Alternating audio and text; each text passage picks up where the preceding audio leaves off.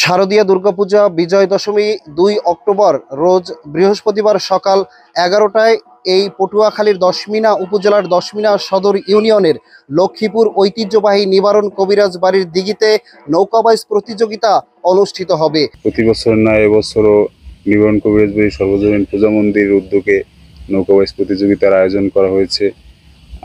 দশমিনাবাসী এবং আশেপাশে যতদূর নিমন্ত্রণ পৌঁছানো যায় ততদূর আমরা চেষ্টা করতেছি। চারদিকে মাইকিং চলতেছে, এছাড়াও লোকমুখে এইদিক ওদিক ছড়িয়ে ছিটিয়ে গেছে।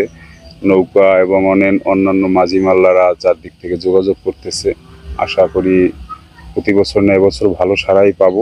বরিশাল পটুয়াখালী ডিস্ট্রিক্টে অনেকবার নৌকাবাইজ দিয়েছি এবং ইনশাআল্লাহ আমি প্রত্যেক বছর আমার বয়স হচ্ছে আমি ফার্স্ট প্রাইজ গ্রহণ করে আসছি। ইনশাআল্লাহ এবছর আমি নৌকা বানাইছি 38 হাত এবং দল বল ইনশাআল্লাহ নৌকা বাইছে। এবার ইনশাআল্লাহ আশা করি আল্লাহর রহমতে এই বছর 2 তারিখে নৌকা বাইছে আমি ইনশাআল্লাহ প্রথম রোজগারে আমরা আল্লাহর ভরসা করে আশা বসা রাখি ইনশাআল্লাহ। গেল বছর আমরা বাইজ দিছি, ইনশাআল্লাহ ফার্স্ট প্রাইজ পেয়েছি। এবারও আমরা নৌকা বড় করছি। এবারও আশাবাদী যে এই দশমিনাবাসী অথবা লক্ষ্মীপুরা সবাই বাসী আমাকে দোয়া করবেন এবারও যেন আমরা ফার্স্ট প্রাইজ পাই। গোলখালীবাসী এ নিয়ে আমরা খুব সবাই আনন্দ এবং সবাই উৎসাহিত, খুব আমরা উৎফুল্ল আছি।